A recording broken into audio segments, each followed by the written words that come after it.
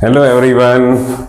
So today we are going to discuss the inorganic chapter of class 12, D and F block.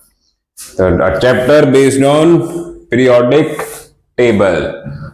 तो periodic table में left में S block और ये बीच में आता है D ब्लॉक. तो कैसे हम किसी एलिमेंट का ब्लॉक डिसाइड करते हैं? तो सबसे पहले हमें लिखनी होती है उसकी कॉन्फ़िगरेशन कि सबसे पहले हम फिल करते हैं कि इनको ऊपर से नीचे काटते रहते हैं.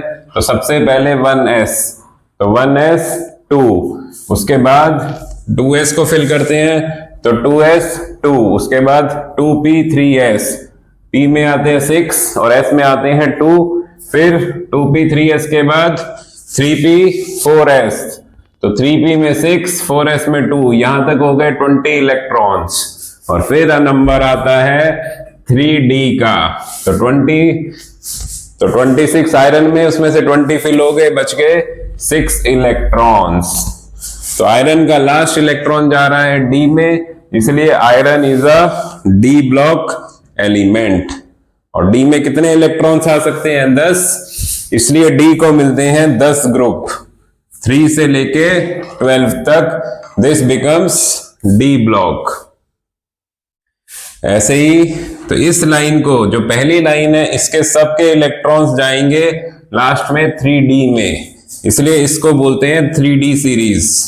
ऐसे ही नेक्स्ट लाइन के जाएंगे 4d में, तो ये बन जाएगी 4d सीरीज. जैसे हम 45 एटॉमिक नंबर की कॉन्फ़िगरेशन लिखे, 1s2 2s2 2p6 3s2 3p6 4s2, और अब हम 3d को फुल कर देंगे 3d 10 और 3d के बाद 4p 5s, तो 4p6 5s2, और फिर नंबर आता है 4d का, तो यहां तक हो गए 30 36 38, फिर 4d 7. तो ये जो सेंटर वाली दूसरी लाइन है, दिस इज 4d सीरीज. ऐसे ही ये 5d सीरीज और ये नीचे 6d सीरीज. तो हमारे लिए जो मेन यूज है 90% चैप्टर में, that is of 3d series. और 3d के बाद थोड़ा बहुत यूज 4d और 5d का आएगा. तो मेन 3d सीरीज. अब इनके एलिमेंट्स को कैसे याद करना है वो सब, तो उसके लिए ये ट्रिक लिखी हुई है कि 3d 4d 5d 6d. तो हम 3d 4d 5d इनको समझेंगे कि 3d में 10 एलिमेंट स्कैंडियम से लेके जिंक तक. तो इनको कैसे याद करना है? तो हम भगवान का नाम लेके इनको याद करना शुरू करते हैं कि 21 से 30, साईं तेरी वंदना करूं मैं, साईं तेरी वंदना करूं मैं, फिर कोई नहीं चिंता जिंदगी में, साईं तेरी वंदना करूं मैं, फिर कोई नहीं चिंता जिंदगी में. Scandium, titanium, vanadium, chromium, manganese, iron, cobalt, निकल, चिंता कॉपर और जिंदगी Zn. ऐसे ही 4d के एलिमेंट्स, तो इसको थोड़ा उल्टा ही हो रहा है उससे कि यार 0 नंबर मेरे, टीसी लिखवा दे रिक्वेस्ट, पढ़ूंगा आगे कंटिन्यूसली. और 5d Leena Hina Tiya won racing Olympics International, played in Australia and Hong Kong. तो अब ये एलिमेंट्स हो गए 3d 4d 5d, और इनके साथ हम 3d की कॉन्फ़िगरेशन को लिखेंगे और साथ में एक्सेप्शंस देखेंगे कि 3d आर्गन के 18 इलेक्ट्रॉन्स के बाद शुरू होती है 4s2 3d 1 से कॉन्फ़िगरेशन, फिर titanium 4s2 3d2, vanadium 4s2 3d3, और क्रोमियम 11 से इसकी एक्सेप्शन चल रही है 4s1 3d5, और क्रोमियम के नीचे वाला मोलिबेडनम, इसकी भी हो जाएगी 5s1 4d5. बट इसके नीचे जो टंगस्टन है उसकी उल्टी कहानी है, उसमें एक्सेप्शन कि 6s2 और 5d4, ये एलिमेंट ऐसे ही रहेगा, इसमें यहां पे एक्सेप्शन नहीं आती. फिर manganese 4s2 3d5 half filled, फिर iron 4s2 3d6, cobalt 4s2 3d7, निकल 4s2 3d8 और ऐसे ही कॉपर में 4s2 3d10 sorry 4s1 3d10 कि इसका एक इलेक्ट्रॉन 4s से 3d में चला गया ताकि 3d फुलफिल्ड हो जाए, और जिंक 4s2 3d10। तो जैसे कॉपर है उसी के नीचे सिल्वर, सिल्वर के नीचे गोल्ड, तीनों एक एक इलेक्ट्रॉन डी को दे देते हैं टू मेक डी फुलफिल्ड। तो क्रोमियम और कॉपर 3D में इन दोनों की एक्सेप्शन, और इन्हीं पे 2 साल पहले बोर्ड्स में क्वेश्चन आया था कि right the configuration of 2 elements of 3D which shows exceptional anomalous configuration, जो बाकी से डिफरेंट कॉन्फ़िगरेशन शो करते हैं उनकी वो लिखो कॉन्फ़िगरेशन। और इस 4D लाइन में तो ये 2 एलिमेंट के बाद देखो S में एक ही इलेक्ट्रॉन रहने लग गया, S में एक ही इलेक्ट्रॉन लेने लग गया, और थर्ड लास्ट में तो S 0 ही हो गई। S में एक इलेक्ट्रॉन या फिर S फुलफिल्ड करने के लिए खुद 0 हो गई, बस यहां पे टेक्नीटियम में नॉर्मल है। और 5D में कहीं पे एक्सेप्शन नहीं आ रही, बस लास्ट के 3 एलिमेंट्स में, जैसे यहाँ 5s0 4d10, यहाँ 6s0 5d10। बट हमें यूज करना है मेन 3D का, तो ये नोट कर लो, इसको समझ लो। और अब हम 3D के बेस पे इस चैप्टर के टॉपिक्स स्टार्ट करते हैं।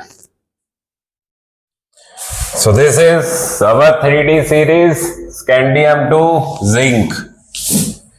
तो ये उनकी कॉन्फ़िगरेशन, और साथ में हम दिखाएंगे 3D की D है 5 ऑर्बिटल्स, और उनमें अब इलेक्ट्रॉन्स फिल करेंगे कि 3D1 मतलब 1 अनपेयर्ड, 3D2 मतलब 2 अनपेयर्ड, 3D3 मतलब 3 अनपेयर्ड, और ये दोनों 3D5 1 2 3 4 5, फिर 3D6 आयरन, तो 5 पहले अनपेयर्ड और फिर 1 पेयर बन गया, फिर 3D7 तो 1 2 3 4 5 6 7, 3D8 3 पेयर हो जाएंगे, और 3D10 मतलब पूरी डी फुलफिल्ड। तो इस चैप्टर में इस कॉन्सेप्ट का बहुत यूज होगा कि पहले होते हैं अनपेयर्ड इलेक्ट्रॉन्स इंक्रीज, शुरू में अनपेयर्ड इलेक्ट्रॉन्स, फिर शुरू हो जाती है इलेक्ट्रॉन्स की पेयरिंग, और लास्ट में आके सारे इलेक्ट्रॉन्स पेयर्ड हो गए।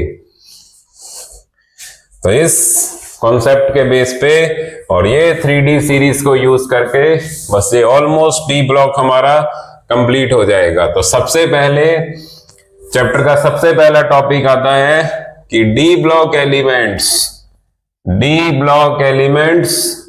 Are also known as transition elements.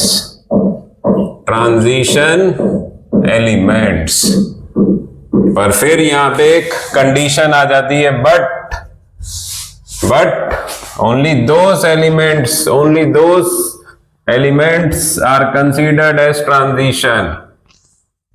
Only those elements are considered as transition which have incomplete d subshell, और incomplete d subshell in ground state or in any oxidation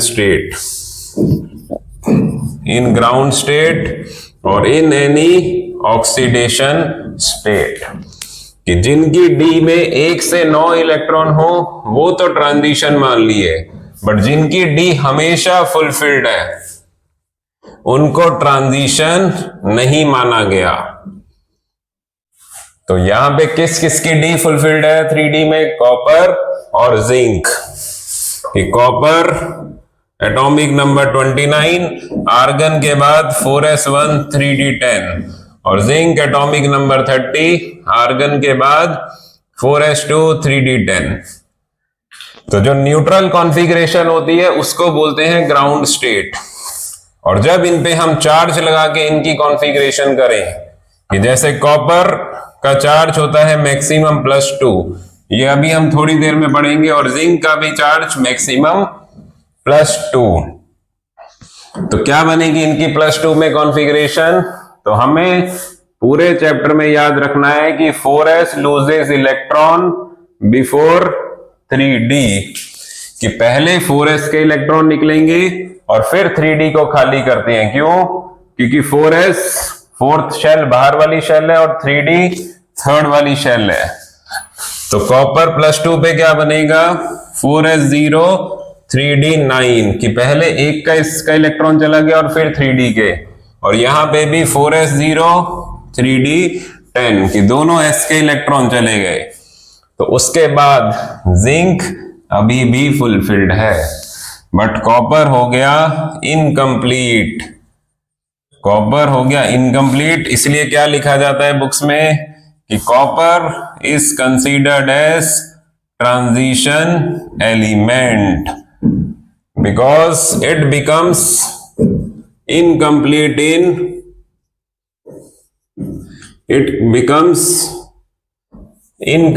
in oxidation state, in +2 oxidation state, और zinc is not considered as transition because zinc is always fulfilled, कि zinc को transition नहीं मानते because zinc is always fulfilled।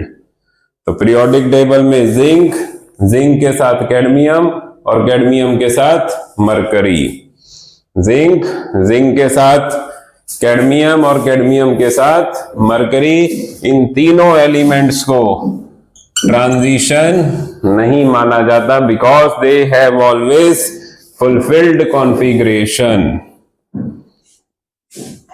तो zinc, zinc के साथ cadmium और cadmium के साथ मरकरी। तो ये हमारा चैप्टर का फर्स्ट टॉपिक हो गया कि D block elements are known as transition elements. फिर इसके बाद दूसरा टॉपिक आता है इनका मेटेलिक कैरेक्टर। मेटेलिक कैरेक्टर, तो क्या बोलते थे इनके बारे में? जैसे मेटल्स के बारे में 7th 8th में बोलते थे कि मेटल्स आर हार्ड, मेलिएबल, तो वैसे ही डी ब्लॉक एलिमेंट्स के लिए भी बोला जाता है they are hard, malleable, ductile, lustrous, sonorous, high melting point, boiling point. तो अब यहां पे उसके लिए क्या रीजन देते हैं मेटल्स के लिए, इन डी ब्लॉक के एलिमेंट्स के लिए, कि more the unpaired electrons, more the unpaired electrons, कि जितने ज्यादा अनपेयर्ड इलेक्ट्रॉन होंगे, more the inter atomic bonding, inter atomic bonding, कि इंटर एटॉमिक बॉन्डिंग क्या होती है कि जिस मेटल में जितने ज्यादा अनपेयर्ड इलेक्ट्रॉन, उस मेटल के एटम्स उतने ही एक दूसरे के साथ पैक्ड होंगे। तो more the inter atomic bonding and more the metallic character. तो देखो यहां पे, इसीलिए ये पहले से ही सारा प्रिपेयर्ड है। चैप्टर का बेस, चैप्टर की थीम कि 3D स्कैंडियम में 1 अनपेयर्ड, फिर टाइटेनियम में 2 अनपेयर्ड, तो मोर दी अनपेयर्ड इलेक्ट्रॉन्स। तो इसका मतलब जैसे जैसे अनपेयर्ड इलेक्ट्रॉन इंक्रीज हो रहे हैं वैसे वैसे मेटेलिक कैरेक्टर भी इंक्रीज होगा, कि स्कैंडियम में 1 अनपेयर्ड, टाइटेनियम में 2 अनपेयर्ड, वेनेडियम में 3 अनपेयर्ड, और क्रोमियम में सबसे ज्यादा अनपेयर्ड। बस फिर ये मैंगनीज, इस एलिमेंट पे आती है एक्सेप्शन, कि मैंगनीज पे एकदम से ग्राफ नीचे जाता है और फिर ग्राफ थोड़ा सा ऊपर आता है। मैंगनीज के बाद आयरन, और आयरन से फिर पेयरिंग शुरू होने लग गई, तो यहां से ग्राफ नीचे जाने लग गया। कोबाल्ट, निकल, और फिर कॉपर, और सबसे ज्यादा lowest metallic character, lowest melting point zinc का। तो सबसे ज्यादा क्रोमियम का। कि अगर हम यहां मेल्टिंग पॉइंट लिख दें और यहां पे लिख दें एटॉमिक नंबर, तो ये इन दोनों के बीच में ग्राफ हो गया। तो हाईएस्ट मेल्टिंग पॉइंट किसका आ रहा है? क्रोमियम का, और लोएस्ट मेल्टिंग पॉइंट जिंक का with respect to 3D series. तो ये बोर्ड्स का बहुत फेवरेट क्वेश्चन है। Which element in 3D series has highest melting point and which has lowest melting point. बस जिंक पे तो पूरे चैप्टर में एक ही कहानी है, zinc has fulfilled d subshell, zinc has no unpaired electron। तो जिंक पे तो एक ही कहानी चलती है, zinc has fulfilled d subshell। तो more the unpaired electrons, more the interatomic bonding। So this is the topic of metallic character। So take the screenshot, understand this। और इसी metallic character के जैसा एक टॉपिक और आता है जिसको बोलते हैं enthalpy of atomization. Enthalpy of atomization. तो what is enthalpy of atomization? कि द एनर्जी रिक्वायर्ड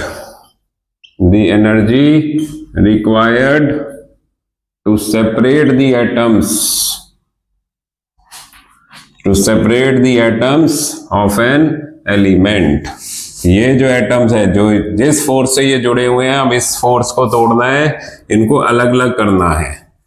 तो more the unpaired electrons, more the interatomic bonding, और यहां पे आ जाएगा more the enthalpy of atomization. कि जितने ज्यादा बॉन्डिंग होगी उतनी ज्यादा हमारी एनर्जी लगेगी इन एटम्स को अलग अलग करने में।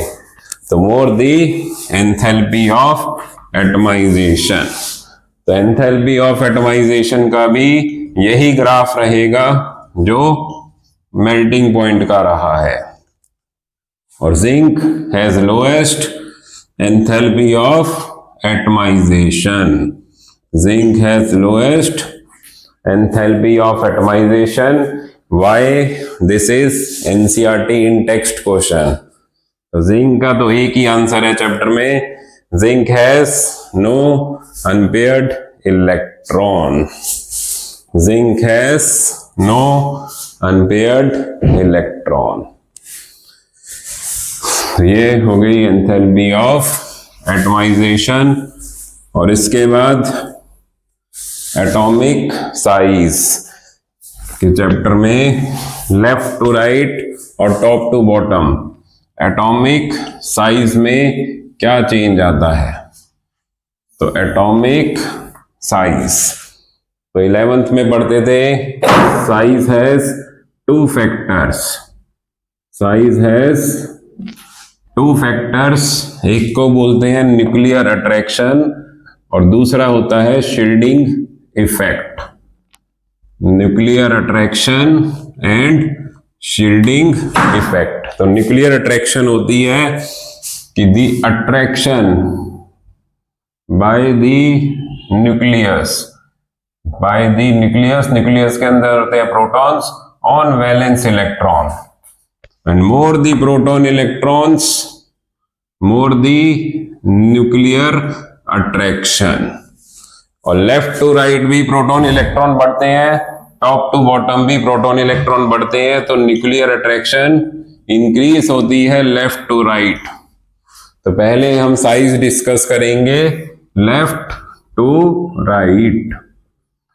और shielding effect, what is shielding effect? The repulsion by inner shell electrons. The repulsion by inner shell electrons on valence electron। कि जो अंदर की शेल के इलेक्ट्रॉन है वो बाहर की शेल के इलेक्ट्रॉन को रिपेल करते हैं, उस रिपल्शन को बोलते हैं शील्डिंग इफेक्ट। और left to right shell same रहती है, इसलिए शील्डिंग इफेक्ट नेग्लिजिबल हो जाता है, और top to bottom major change आता है, शील्डिंग इफेक्ट इंक्रीज होता है टॉप टू बॉटम में। तो left to right nuclear attraction increase और शील्डिंग इफेक्ट नेग्लिजिबल। तो यहां से क्या कंक्लूजन निकलता है, एटॉमिक साइज डिक्रीज होता है, बट 3D वाले एलिमेंट्स में थोड़ा सा पैटर्न में चेंज आ जाता है कि जैसे इनके इलेक्ट्रॉन्स फिल हो रहे हैं वैसे इनमें एटॉमिक साइज, कि शुरू में तो एटॉमिक साइज डिक्रीज करता है, इन the beginning atomic size decreases, but जैसे जैसे हम सेंटर में पहुंचते हैं जहां से पेयरिंग शुरू होती है वहीं से एटॉमिक साइज ऑलमोस्ट सिमिलर हो जाता है, और जब लास्ट में जाते हैं जहां पे सारी पेयरिंग हो जाती है वहां पे एटॉमिक साइज में थोड़ा सा इंक्रीज आता है। तो पहले डिक्रीज, फिर ऑलमोस्ट सेम, और फिर इंक्रीज। तो क्या रीजन है इसके पीछे कि शुरू में इन द बिगिनिंग या nuclear attraction increases because of which size decreases. शुरू में तो न्यूक्लियर अट्रैक्शन ओवरकम कर रही है, but as pairing of electron takes place, as pairing of electron takes place, inter electronic repulsion, एक नई रिपल्शन आती है जिसको बोलते हैं इंटर इलेक्ट्रॉनिक रिपल्शन। उस इंटर इलेक्ट्रॉनिक रिपल्शन के कारण या which counters nuclear attraction, which counters nuclear attraction and size becomes almost similar। और लास्ट में आके inter electronic repulsion overcomes, inter electronic repulsion overcomes nuclear attraction, और उस रिपल्शन के कारण साइज इंक्रीज हो जाता है। तो 3D वालों का साइज पूरा डिक्रीज नहीं होता, कि पहले decrease scandium, titanium, vanadium, chromium, फिर मैंगनीज, आयरन, कोबाल्ट, निकल, ये आयरन, कोबाल्ट, निकल, इनका तो साइज बहुत सिमिलर हो जाता है, और लास्ट में आके कॉपर, जिंक पे थोड़ा सा साइज इंक्रीज होता है। तो पहले अनपेयर्ड इलेक्ट्रॉन, फिर पेयरिंग, और लास्ट में पेयर्ड, उसी का ही इफेक्ट पे साइज पे इफेक्ट आ रहा है। तो top to bottom, left to right, अब टॉप टू बॉटम साइज। तो टॉप टू बॉटम शेल बढ़ती है तो साइज भी बढ़ता है, शेल बढ़ती है तो साइज भी बढ़ने लग जाता है। बट इस टॉप टू बॉटम में क्या होता है कि 3D से 4D, 3D से 4D और 4D से 5D। तो 3D से 4D तो साइज इंक्रीज होता है, यहां भी अपनी एक एक्सेप्शन होती है, और 4D से 5D साइज ऑलमोस्ट यहां भी साइज सेम आ जाता है। तो वो क्यों है, उसका रीजन F ब्लॉक से रिलेटेड है, इसलिए ये वाला रीजन हम लास्ट ऑफ द चैप्टर पे करेंगे कि why size of 4D and 5D series, 4D and 5D elements are almost same और सिमिलर। तो इस साइज के टॉपिक पे हम फिर से आएंगे इन दी F ब्लॉक, जब हम वो डिस्कस करेंगे। So after covering atomic size, अब इनकी आयोनाइजेशन एनर्जी, ये आयोनाइजेशन एनर्जी क्या होती है, the energy required to remove the most loosely bound electron the valence electron, उस एनर्जी को बोलते हैं आयोनाइजेशन एनर्जी। तो वही left to right size decreases, left to right size decreases, और साइज डिक्रीज होगा तो इलेक्ट्रॉन को निकालना मुश्किल हो जाएगा, इसलिए आयोनाइजेशन एनर्जी इंक्रीज होती है। आयोनाइजेशन एनर्जी क्या होती है? इंक्रीज। तो स्कैंडियम के, बट थोड़ी बहुत इसमें इलरेगुलरिटी रहती है कि ionisation energy increases with decrease in size but with irregularity, कि एक प्रॉपर पैटर्न नहीं बनता, कहीं पे इंक्रीज कहीं पे decrease, because of reorganization of electron. कि 4s और 3d इन दोनों में इलेक्ट्रॉन आपस में एक्सचेंज होने के कारण साइज डिक्रीज तो हो रहा है, but ionization energy proper increase नहीं हो रही, विथ फ्यू एक्सेप्शन। और स्कैंडियम, टाइटेनियम, वेनेडियम, क्रोमियम, इनकी आयोनाइजेशन एनर्जी ऑलमोस्ट सिमिलर रहती है। कि क्रोमियम तो हाफ फील्ड है, उसकी तो बढ़ेगी, बट उसके बाद Mn, आयरन, कोबाल्ट, निकल, इनका साइज आपस में सिमिलर हो जाता है, तो इनकी आयोनाइजेशन एनर्जी भी बहुत सिमिलर हो जाती है।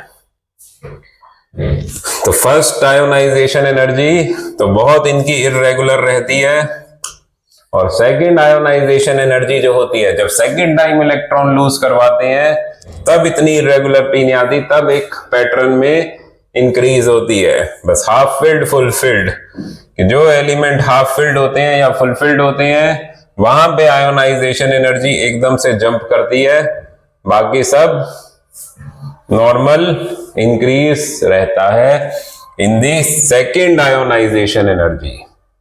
कि जो सेकेंड आयोनाइजेशन एनर्जी है वो नॉर्मल ही इंक्रीज होगी, बस हाफ फील्ड पे ज्यादा इंक्रीज हो जाएगी, बाकी सब में नॉर्मल इंक्रीज रहेगी।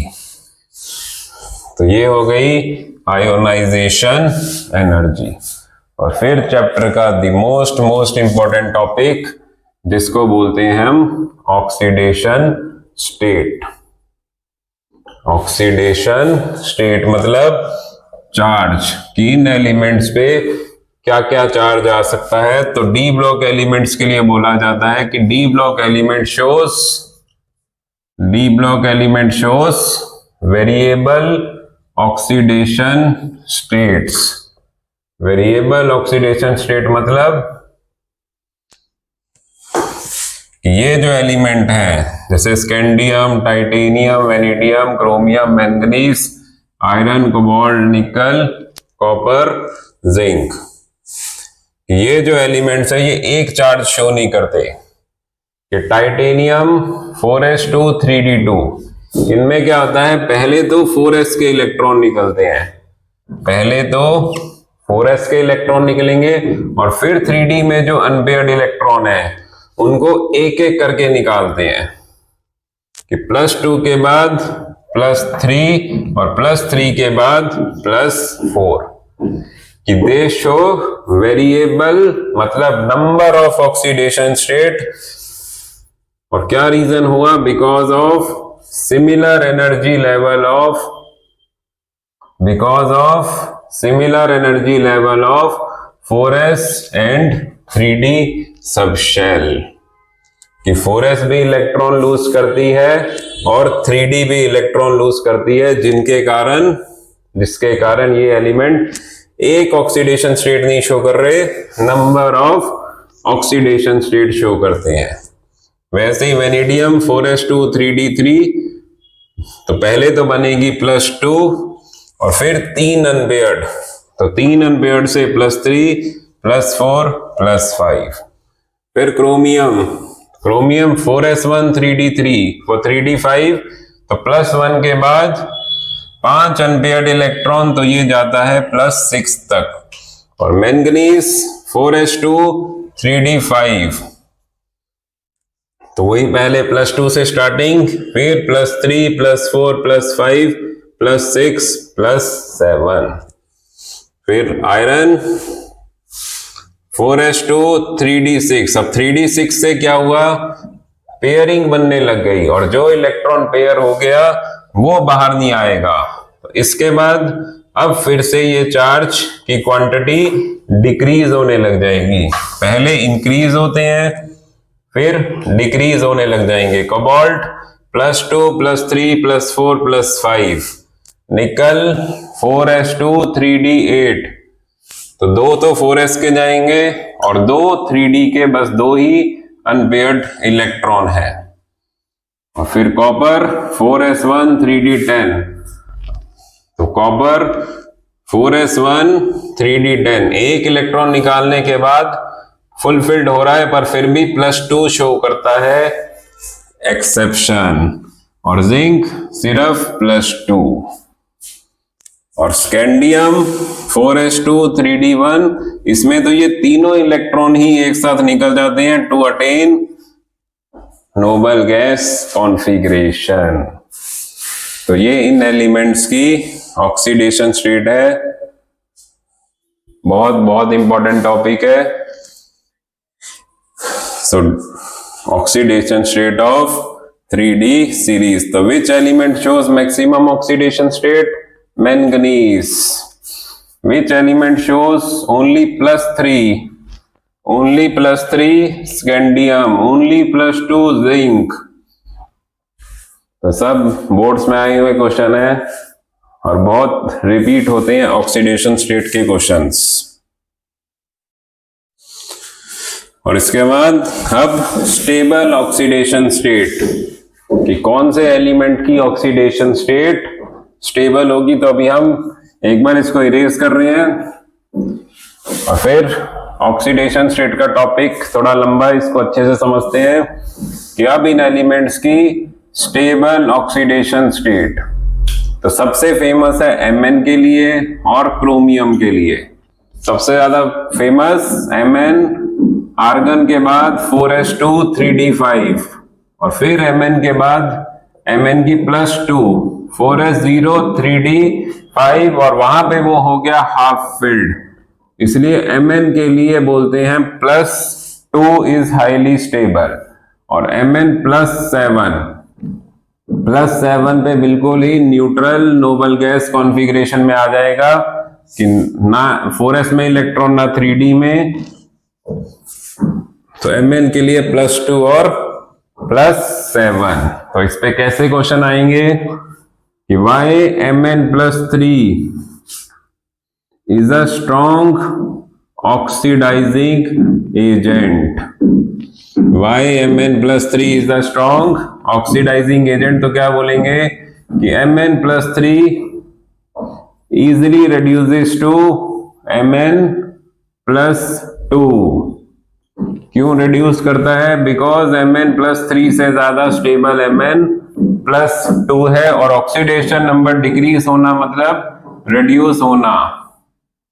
ये हो गई रिडक्शन इसकी, क्योंकि Mn +2 is more stable. So Mn +3 easily reduces to Mn +2 and hence Mn +3 is a strong oxidizing agent। तो ये बहुत फेमस क्वेश्चन है सीबीएसई का कि why Mn +3 is a strong oxidizing agent। तो पहले हम Mn की ऑक्सीडेशन स्टेट और इस पे क्वेश्चन देखेंगे। और एक क्वेश्चन आता है कि Mn3 की ऑक्सीडेशन नंबर को ऐसे रोमन्स में लिख दिया, Mn3 undergoes disproportionation reaction। Disproportionation reaction, तो क्या मतलब होता है डिसप्रपोर्शनिएशन का? कि जो Mn +3 है उसके लिए या तो Mn के लिए +2 ज्यादा स्टेबल है या +7। तो Mn +3 इन दोनों के बीच में आ रही है, तो Mn +3 रिड्यूस भी हो सकती है और Mn +3 ऑक्सीडेशन भी शो कर सकती है, कि Mn +3 can reduce to Mn +2 and Mn can oxidize to Mn+7 because for Mn+2 and +7 are more stable form, इसलिए Mn+3 ऑक्सीडाइज भी कर सकता है और रिड्यूस भी कर सकता है। तो this is the reason for the stability. This is the reason for the oxidation and reduction based on stability। और ऐसे ही क्रोमियम कि Mn के लिए +2 +7 याद रखनी है। अब क्रोमियम, तो क्रोमियम आर्गन के बाद 4s1 3d5, तो क्रोमियम +3 और क्रोमियम +6, तो +6 तो समझ आ रहा है कि वहां पे आके वो आर्गन बन गया, पर +3 पे क्या होगा? तो +3 पे 4s0 3d3, but 3d3 is not half filled, फिर भी ये स्टेबल फॉर्म है क्रोमियम की। तो इसके पीछे क्या रीजन आ जाता है? तो 3d3 क्यों स्टेबल है, इसके पीछे रीजन आता है कोऑर्डिनेशन कंपाउंड का। कि कोऑर्डिनेशन कंपाउंड में ऑक्टाहेड्रल में स्प्लिटिंग होती है T2G और EG, तो उस T2G में 3 इलेक्ट्रॉन पे वो हाफ फिल्ड हो जाता है। तो उस कॉन्सेप्ट को यहाँ पे लिंक करते हैं कि क्रोमियम जनरली ऑक्टाहेड्रल कॉम्प्लेक्स बनाता है और उसकी +3 पे T2G हाफ फिल्ड हो जाती है, इसलिए क्रोमियम के लिए +3 and +6 are highly stable form। Chromium के लिए +3 and +6 are highly stable form। तो जैसे Mn पे क्वेश्चन आए थे, वैसे ही क्रोमियम +2 इज अ स्ट्रॉन्ग कौन सा एजेंट होगा? Reducing agent, because chromium +2 easily oxidize to chromium +3, और जो खुद ऑक्सीडाइज हो रहा है वो दूसरे को क्या कर देगा? reduce, because chromium +3 is more stable than chromium +2। तो ये स्टेबिलिटी, ये सब चीज हमें अच्छे से समझनी है। और इसी ऑक्सीडेशन स्टेट पे अभी लास्ट बोर्ड्स में ही शुरू में ही MCQ आया था कि which is the arrange in increasing order of oxidising power, arrange in increasing order of oxidising power. दूसरे को ऑक्सीडाइज करने की पावर किसमें ज्यादा होगी?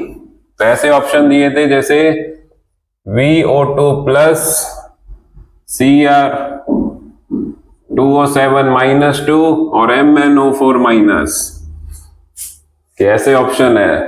तो यहां पे हमें पहले इनके ऑक्सीडेशन नंबर निकालने पड़ेंगे। तो जिस एलिमेंट का ऑक्सीडेशन नंबर निकालना है उसको ले लिया X, और बाकी एलिमेंट्स का हम चार्ज पुट करते हैं एज पर पीरियोडिक टेबल। कि अगर कोई ग्रुप 1 का एलिमेंट होगा तो उसका चार्ज पुट करेंगे +1, ग्रुप 2 वालों का +2, फ्लोरीन क्लोरीन ब्रोमीन आयोडीन का -1, ऑक्सीजन सल्फर इनका -2। कि ऑक्सीजन अगर एलिमेंट साथ में है तो एक ऑक्सीजन का -2 तो 2 का -4 और इक्वल टू ये वाला चार्ज, तो +5।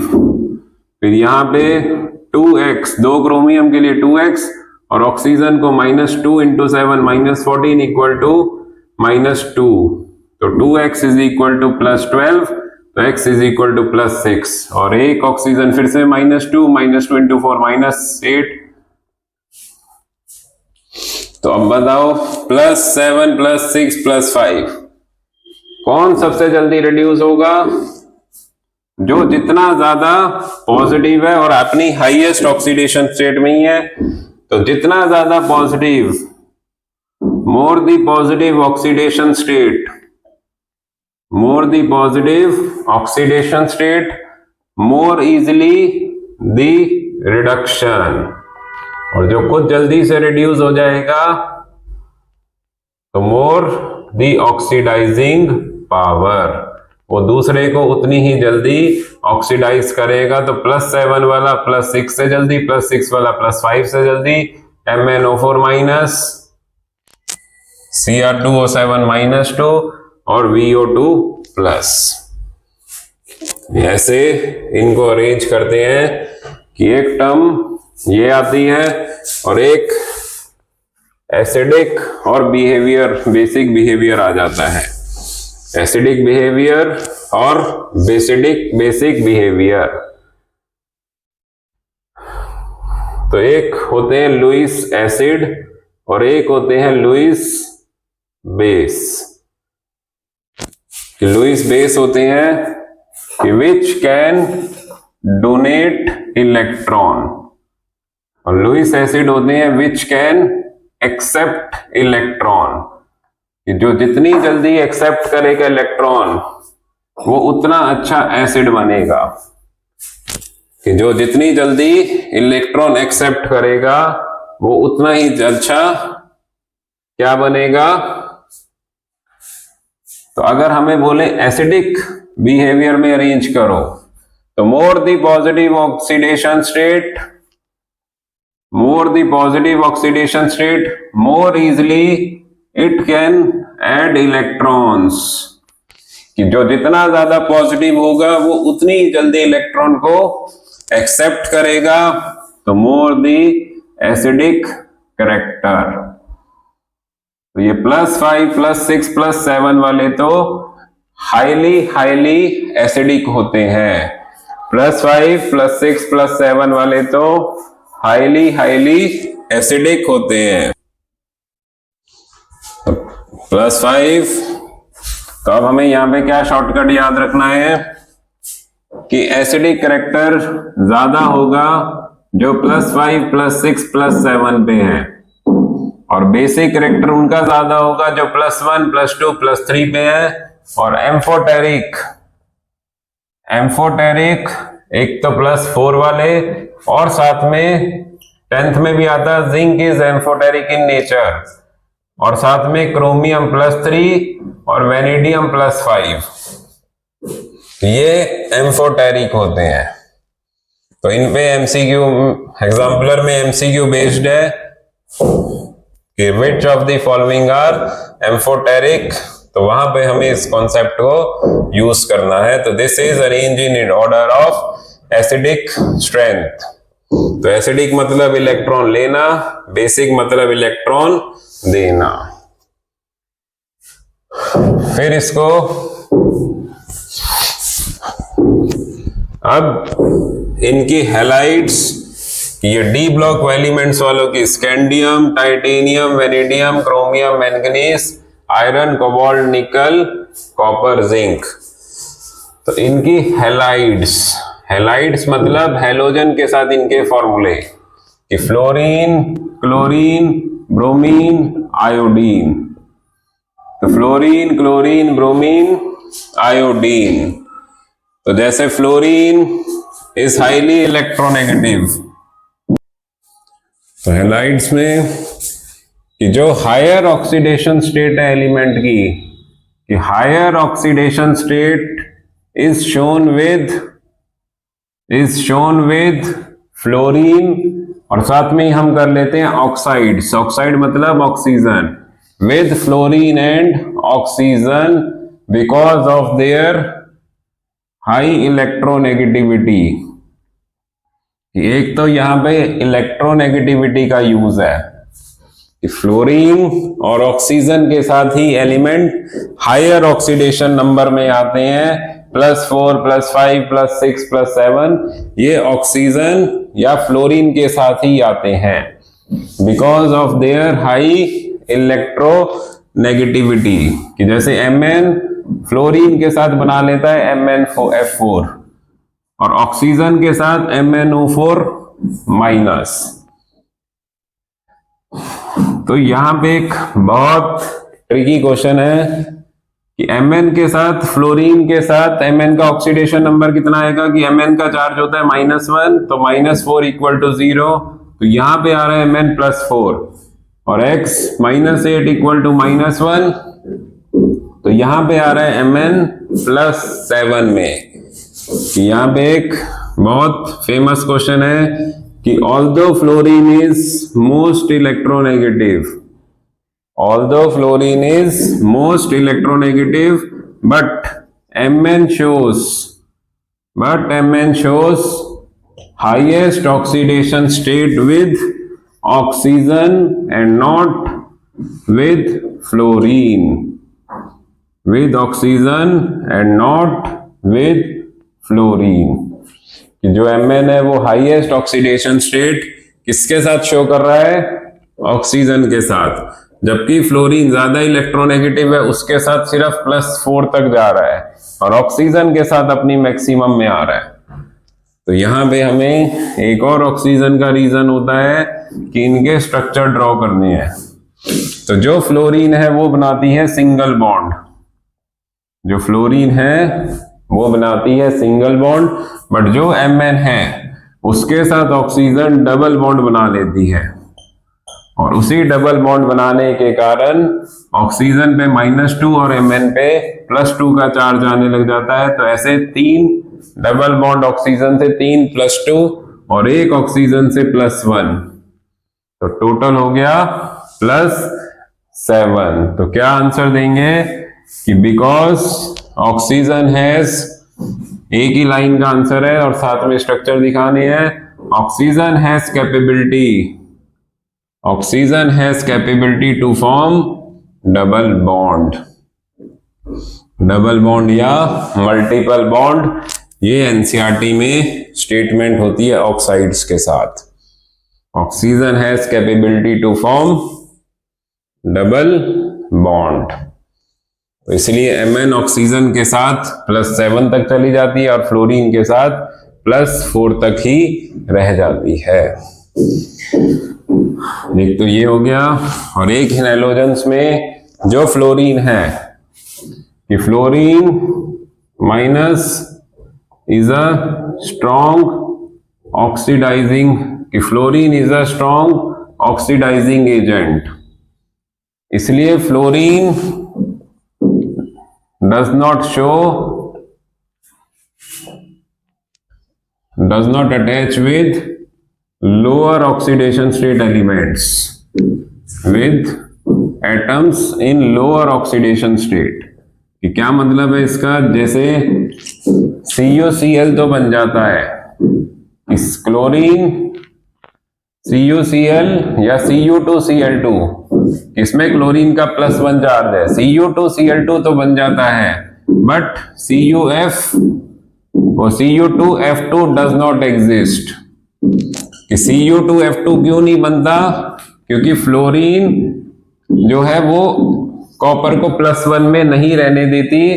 Fluorine oxidise copper to +2 oxidation state,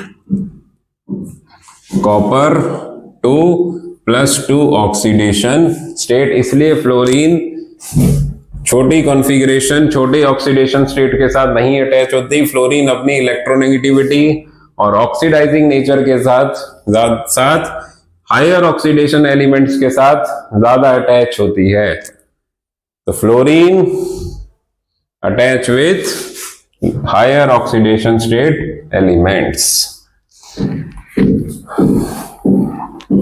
और फिर इस चैप्टर में यूज होता है इलेक्ट्रोड पोटेंशियल का।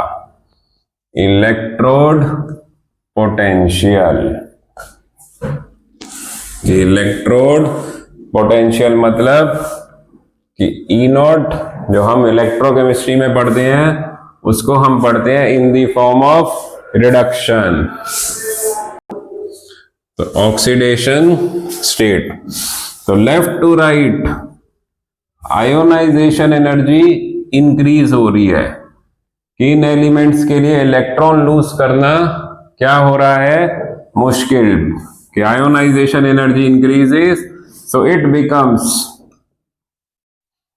becomes difficult to lose electron or to oxidize, कि लेफ्ट टू राइट ऑक्सीडेशन की स्ट्रेंथ डिक्रीज हो रही है और रिडक्शन की स्ट्रेंथ इंक्रीज हो रही है, कि रिडक्शन हो रहा है, इजी हो रहा है। इसलिए जो ई नॉट वैल्यू होती है इन एलिमेंट्स की, वो धीरे धीरे मोर नेगेटिव से लेस नेगेटिव की तरफ जाती है, more negative to less negative. कि ई नॉट वैल्यू हमको क्या बताती है? ई नॉट वैल्यू हमने पढ़ा है इलेक्ट्रॉन में कि ई नॉट वैल्यू किसी मेटल की रिडक्शन होने की पावर बताती है, कि जितनी ज्यादा positive value, more positive value means more easily the reduction,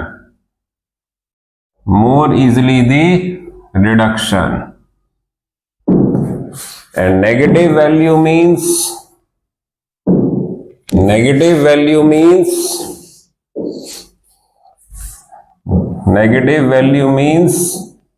less easily the reduction। तो जिसकी जितनी ज्यादा मोर नेगेटिव मतलब वो उतनी ही मुश्किल से रिड्यूस होगा, और लेस नेगेटिव मतलब अब थोड़ा रिडक्शन करना उसके लिए इजी हो रहा है।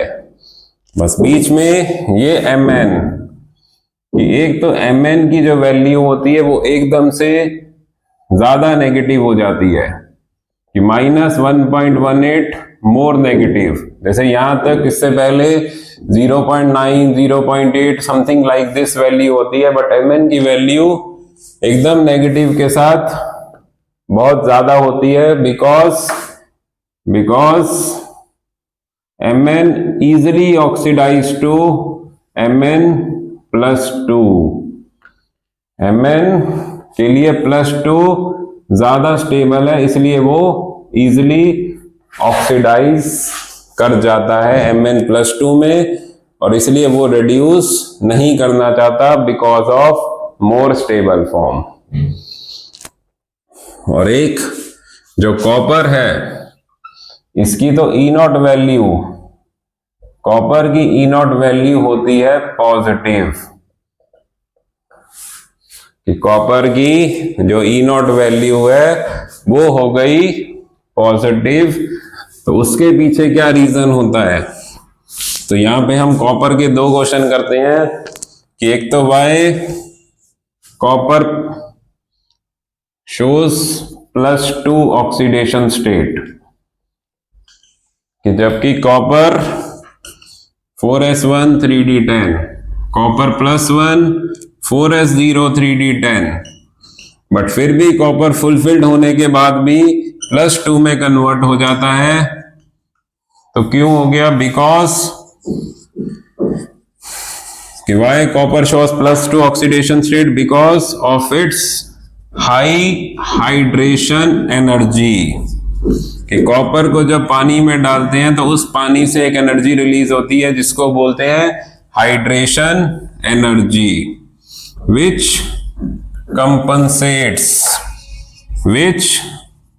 compensates high ionization energy। कि कॉपर को पानी में डालने से एक एनर्जी रिलीज होती है, और उसी एनर्जी के कारण कॉपर इलेक्ट्रॉन लूज कर लेता है, and it converts to copper +1 से कॉपर +2। कॉपर +1 से कॉपर +2 तो फिर भी बस इस हाइड्रेशन एनर्जी के कारण बन जाता है, बट वो ज्यादा स्टेबल नहीं होती, इसलिए कॉपर +2 वापिस कॉपर में आना चाहता है and shows positive oxidation state. कि although copper has high hydration energy but still copper easily reduces to copper +2 से कॉपर। तो ये कॉपर पे आ जाता है कि why copper +1 easily oxidise to copper +2, और एक्वस फॉर्म में कॉपर की +2 फॉर्म को ही फिर ज्यादा स्टेबल मानते हैं। इस पे एग्जाम्पलर में सेकंड या थर्ड MCQ है। तो ये कॉपर हो गया, और एक E0 के +3 पे क्वेश्चन आते हैं। बस फिर हमारा ऑक्सीडेशन स्टेट का टॉपिक खत्म कि E0 ऑफ Mn+3 से +2 क्या होगी? Positive negative? पॉजिटिव होगी, because Mn+2 is more stable. Mn+2 is more stable. और Mn E0 ऑफ क्रोमियम +3 से +2 is negative because chromium +3 is more stable, so chromium +3 does not reduce easily to chromium +2 कि chromium के लिए +3 ज्यादा stable है, इसलिए वो रिडक्शन नहीं करना चाहता, और Mn के लिए +2 ज्यादा स्टेबल है, इसलिए वो इजिली रिड्यूस करेगा। तो ये हमारा ऑक्सीडेशन स्टेट का टॉपिक खत्म। और इसके बाद चैप्टर में 3-4 छोटे छोटे टॉपिक आते हैं। तो सबसे पहला टॉपिक होता है कलर का। कलर, तो कलर बोलते हैं केमिस्ट्री में, colour is due to unpaired electrons. Colour is due to unpaired electrons कि अनपेयर्ड इलेक्ट्रॉन को जब एनर्जी मिलती है तो वो अपनी शेल छोड़ के हायर लेवल में जाता है। कि अनपेयर्ड इलेक्ट्रॉन को जब एनर्जी मिलती है तो वो अपनी शेल छोड़ के हायर लेवल में जाता है, और जब वहां से वापस आता है तो एनर्जी एमिट करता है। और यहां पे इनके साथ तो एक और रीजन दे देते हैं डी ब्लॉक के जैसे, D transition. D block coordination compound के जैसे कि कोऑर्डिनेशन में T2G और EG की एक डी का इलेक्ट्रॉन जब उसको एनर्जी मिलती है तो वो हायर लेवल में जाता है, और वहां से वो वापस आता है तो कलर शो करता है। तो जैसे CuSO4 कि जिसमें कॉपर में अनपेयर्ड इलेक्ट्रॉन है वो ब्लू कलर का होता है, वैसे ही क्रोमियम +2 वाले कंपाउंड भी ब्लू कलर के होते हैं। But zinc has no unpaired electron, zinc has no unpaired electron, तो जिंक कंपाउंड्स आर कलरलेस और वाइट। वैसे स्कैंडियम +3, स्कैंडियम +3 में भी कोई अनपेयर्ड इलेक्ट्रॉन नहीं है, वो भी कलरलेस है। Fe के compound FeSO4 green in colour, FeSO4 green in colour, निकल +2 भी ग्रीन इन कलर। तो ये कलर याद रखना जरूरी नहीं है, बस कौन से कलर है कौन से कलरलेस है वो याद रखना है। तो एक कलर हो गया अनपेयर्ड इलेक्ट्रॉन के कारण, और दूसरा कलर आता है कि एक KMnO4, कि KMnO4 में Mn का ऑक्सीडेशन नंबर X, पोटेशियम को +1 डालेंगे और 4 ऑक्सीजन को -8, तो X इज इक्वल टू +7। तो Mn+7 पे उसमें कोई अनपेयर्ड इलेक्ट्रॉन नहीं है, बट फिर भी KMnO4 पर्पल कलर का होता है। तो क्यों होता है? यहां पे एक नया रीजन आता है जिसपे लास्ट ईयर सैंपल पेपर में क्वेश्चन आया था, charge transfer by oxygen to Mn। जो Mn+7 है उसको कुछ सेकंड के लिए ऑक्सीजन अपना एक इलेक्ट्रॉन दे देती है, जिससे Mn+6 में आ जाता है। उसी को बोलते हैं चार्ज ट्रांसफर, और उस चार्ज ट्रांसफर के कारण KMnO4 और K2Cr2O7 इन दोनों में कोई अनपेयर्ड इलेक्ट्रॉन है नहीं, बट फिर भी ये डाइक्रोमेट येलो हो जाता है। This is all due to the charge transfer. तो ये हो गया कलर। और ऐसी एक और टर्म आती है मैग्नेटिक मूवमेंट। मैग्नेटिक मूवमेंट पूरी केमिस्ट्री में 11th से 12th तक दो वर्ड आते हैं, पैरामैग्नेटिक, डायामैग्नेटिक। कि पैरामैग्नेटिक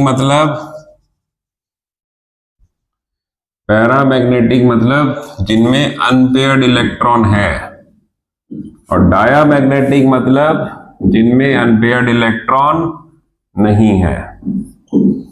तो देखो पूरी कहानी वही इलेक्ट्रॉन पे ही आ रही है कि इसमें एक अनपेयर्ड इलेक्ट्रॉन, फिर दो अनपेयर्ड इलेक्ट्रॉन।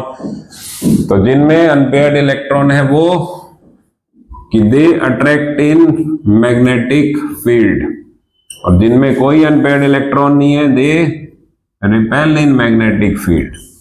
तो इनका मैग्नेटिक मोमेंट निकालते हैं जिसको म्यू से डिनोट करते हैं, और √n+2 where n is unpaired electron, और इसकी यूनिट होती है bm, बोहर मैग्नेटॉन।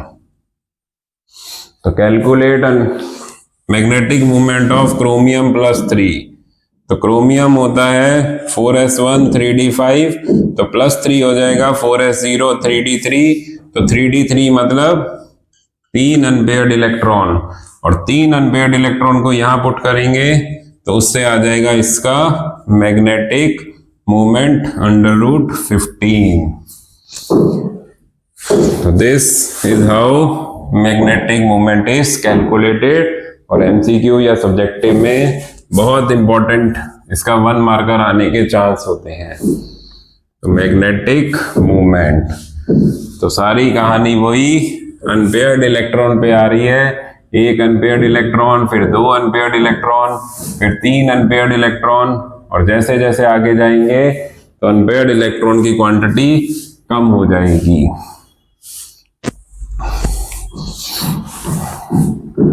फिर इसके बाद और नेक्स्ट छोटा सा टॉपिक है कि ट्रांजिशन मेटल्स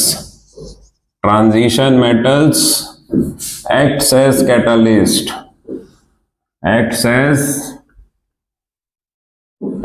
कैटलिस्ट कि hydrogen in presence of nickel, hydrogen in presence of platinum.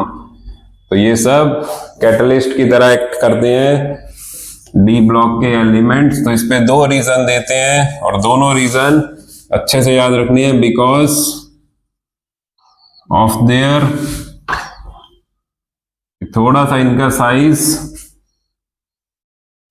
बाकी एलिमेंट्स के कंपैरेटिवली ज्यादा होता है, तो because of there large size they provide large surface area. They provide large surface area for adsorption. कि जो element है, जो हाइड्रोजन है, इनके ज्यादा सरफेस एरिया होने के कारण हाइड्रोजन इजिली इस पे कनेक्ट हो जाती है, जिससे ये अच्छे कैटलिस्ट बनते हैं। और दूसरा, they show variable oxidation states, so they can act as oxidising agent as well as reducing agent। ये लार्ज सरफेस एरिया प्रोवाइड करते हैं, और दूसरा they show variable oxidation state. तो ये 2 रीजन हो गए इनके कैटलिस्ट बनने के। फिर transition element form coordination compound. जो कोऑर्डिनेशन कंपाउंड जो अलग से एक चैप्टर होता है, जिनमें स्क्वायर ब्रैकेट वाले कंपाउंड होते हैं, कि ये ऐसे कंपाउंड क्यों बना लेते हैं, because they have vacant P and D subshell. जैसे आयरन 4s2 3d6, तो 4s3d के बाद इनके पास 4p और 4d, 4p एंड 4d ये वैकेंट सबशेल है जिनके कारण they form large number of coordination compounds. जिनके पास वैकेंट ऑर्बिटल होने के कारण दे फॉर्म कोऑर्डिनेशन कंपाउंड्स। और फिर लास्ट दो थ्योरेटिकल क्वेश्चन कि transition metal forms alloys. What are alloys? Alloys are mixture of metals. Alloys are mixture of metals and non-metals. जैसे steel होता है, स्टील जो होता है वो एक एलॉय है कि उसमें मेजर तो आयरन है और उसके साथ थोड़ी बहुत क्वांटिटी में क्रोमियम, मैंगनीज, कार्बन, सिलिकॉन ये एलिमेंट्स डाल देते हैं to improve the properties of iron. कि आयरन को रस्टिंग हो जाती है, उस रस्टिंग से बचाने के लिए it is converted into a alloy. तो क्या रीजन होता है कि D block elements are similar in size. D block elements are similar in size, so atoms of one element easily fix into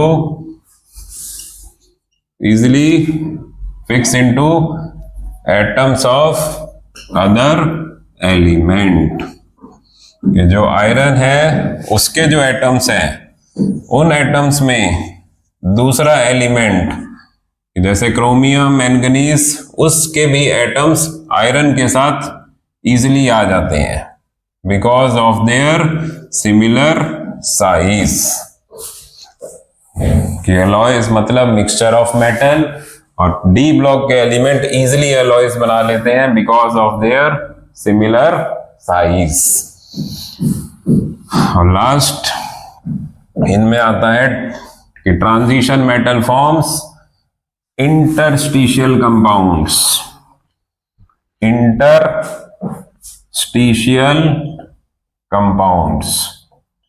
तो व्हाट आर इंटरस्टिशियल कंपाउंड्स? कि वो D block elements are larger in size, so small atoms like या small elements like carbon, hydrogen, oxygen, nitrogen fix into the void space। कि void space क्या होता है कि जैसे वेनेडियम, कि ये वेनेडियम के एटम्स हैं तो इन एटम्स के बीच में जो ये गैप आ रहा है इस गैप को बोलते हैं वॉइड स्पेस। और इन गैप्स के अंदर कार्बन, हाइड्रोजन इजीली फिक्स हो जाते हैं and these elements are known as interstitial compounds and it results in formation of non stoichiometric compounds. कि नॉन स्टोकियोमेट्रिक कंपाउंड्स मतलब जैसे कि वेनेडियम के इंटरस्टिशियल स्पेस में, वाइड स्पेस में जब हाइड्रोजन आ गई तो एक ऐसे फॉर्मूला बन गया जिसमें कोई प्रॉपर रेशियो नहीं है। उन फॉर्मूले को बोलते हैं नॉन स्टोकियोमेट्रिक कंपाउंड्स। तो these are two non-stoichiometric formulae and compounds. So this is the example of non-stoichiometric compound। तो ये हमारी इस चैप्टर की थ्योरी कॉन्सेप्चुअल पार्ट खत्म हुआ। इसके बाद चैप्टर में आते हैं कंपाउंड्स। कंपाउंड्स ऑफ Mn जिसमें से सबसे फेमस है KMnO4 जिसको बोलते हैं पोटेशियम पर मैंगनेट, पोटेशियम पर मैंगनेट। तो सबसे पहले आती है इसकी प्रिपरेशन, कि सबसे पहले हमें समझनी है इसकी प्रिपरेशन। तो इसकी प्रिपरेशन शुरू होती है MnO2 से। तो इसकी प्रिपरेशन शुरू होती है MnO2, जिसको बोलते हैं पायरलोसाइट, और इस पायरलोसाइट को पास करते हैं KOH प्लस O2, इससे पास करते हैं, जिससे बनता है K2MnO4, K2MnO4 साथ में वाटर बाहर। अब अगर हम इसके के हटा दें तो आ जाता है MnO4 माइनस, जिसको बोलते हैं मैंगनेट आयन, सॉरी पर मैंगनेट आयन। और इसकी K2 हटा दें तो MnO4 माइनस 2, जिसको बोलते हैं मैंगनेट आयन। तो इस मैंगनेट आयन को MnO4 माइनस में कन्वर्ट करने का तरीका होता है कि या तो इसकी एसिडिक हाइड्रोलिसिस कर दो, और या फिर इससे इलेक्ट्रिक करंट पास कर दो।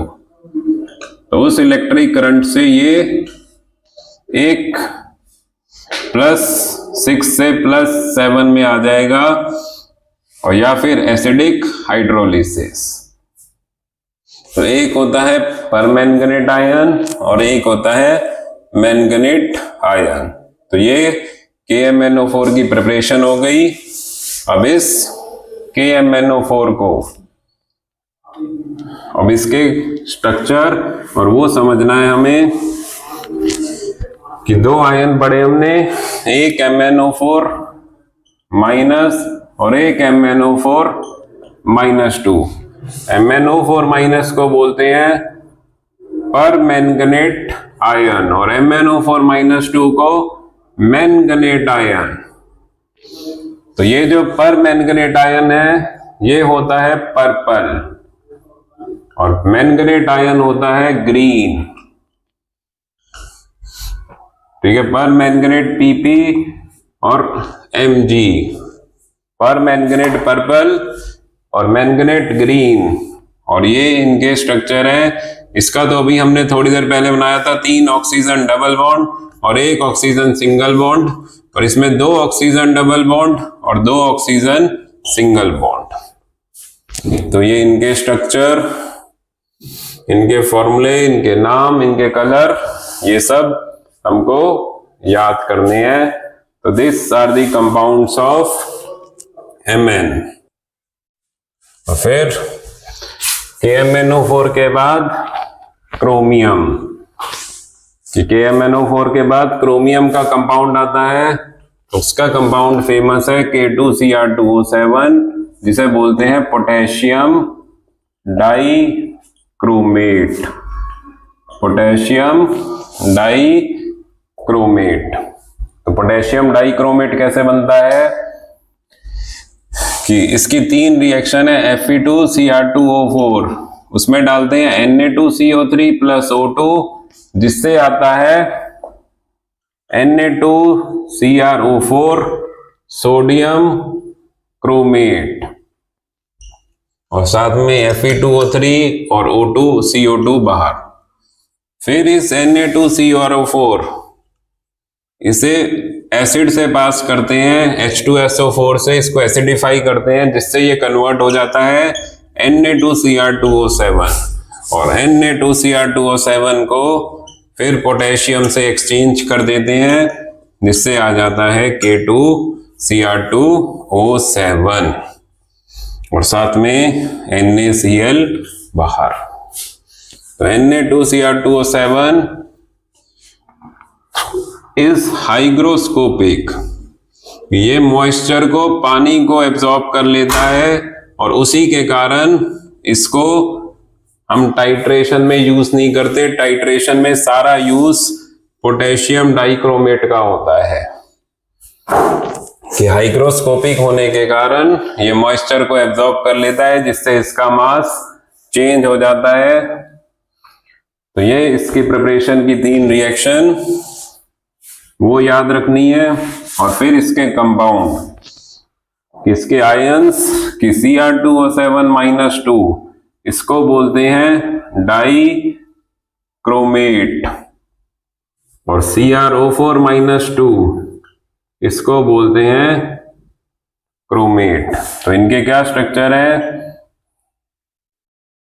कि Cr 2 है इसमें, तो एक ऑक्सीजन कॉमन 2 Cr में, और 2 ऑक्सीजन के 2 डबल बॉन्ड, और 2 ऑक्सीजन सिंगल बॉन्ड, Cr2O7-2, और एक क्रोमियम +6 में है।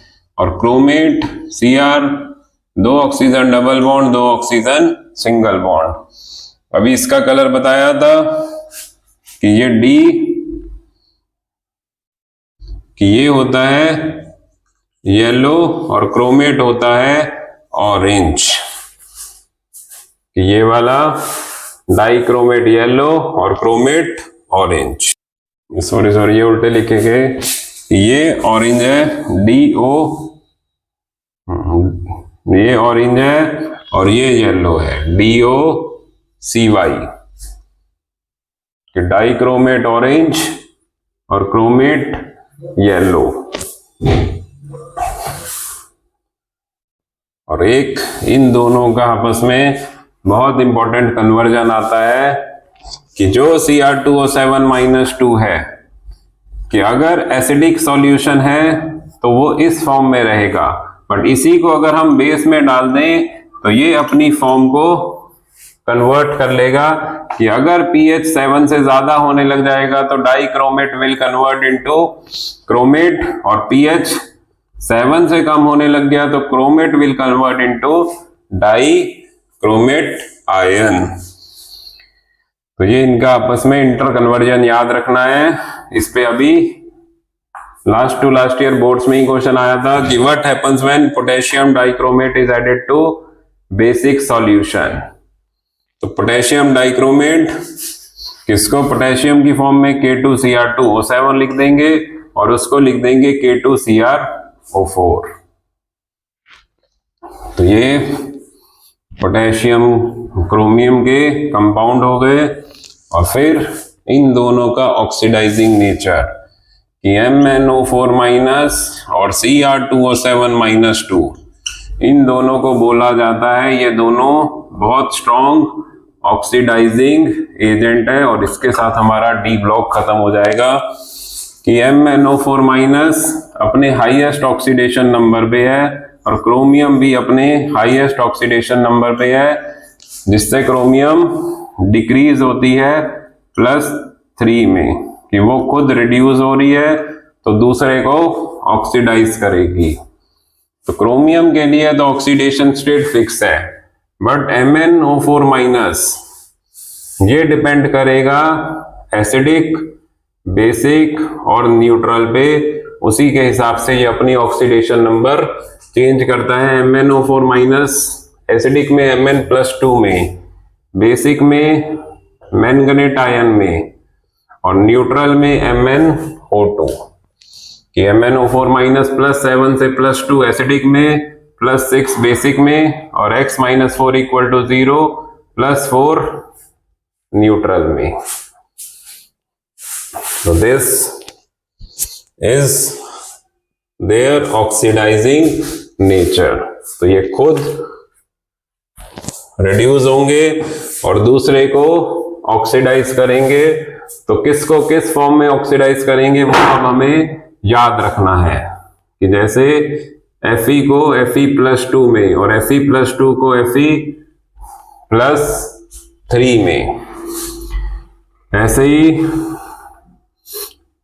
कार्बन C2O4- इसको CO2 में, फिर Sn+2 को Sn+4 में, सल्फर S-2 को S में, S को SO2 में, SO2 को SO4- में, और H2O3- इसको भी SO4- में। और chlorine bromine iodine, chlorine bromine iodine इनको डिपेंड करता है एसिडिक मीडियम में Cl2 Br2 I2, और बेसिक मीडियम में Cl minus ClO3 minus Br minus BrO3 minus और I माइनस IO3 माइनस। तो इनके बेस पे अब हमें इनकी रिडॉक्स बैलेंसिंग करनी है, जिसको अब हम शॉर्टकट से करेंगे कि बस हमें रिएक्शन लिख के दे देंगे कि MnO4 माइनस, इसको रिएक्शन कराई हमने, पहले एक सिंपल Fe+2 ले लेते हैं और बोलेंगे complete and balance, complete and balance. अगर कोई मीडियम नहीं दिया या H+ लिख दिया तो हम मानेंगे एसिडिक मीडियम, और एसिडिक मीडियम में Mn+2 में खुद रिड्यूस हो गया और Fe को ऑक्सीडाइज कर दिया +2 से +3 में। ये हमने रिएक्शन को कंप्लीट कर लिया, और इसके बाद हमें इसको बैलेंस करना है। तो बैलेंस करने के लिए बस हमें एक टर्म समझनी है, N फैक्टर फॉर रिएक्टेंट्स, कि हम रिएक्टेंट के लिए देखते हैं कि उनका oxidation number, change in oxidation number into number of atoms, कि जैसे MnO4 माइनस +7 से +2 में कितने का चेंज आ गया, +7 से +2 में 5 का, और कितने Mn है, इधर 1 Mn तो इंटू 1, और Fe+2 से Fe+3 में कितने का चेंज, 1 इलेक्ट्रॉन का और 1 ही एटम,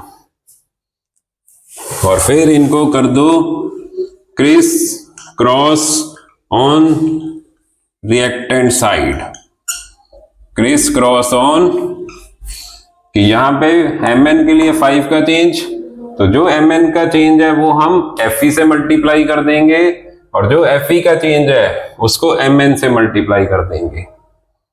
तो ये ऐसे लेफ्ट साइड बैलेंस हो गई।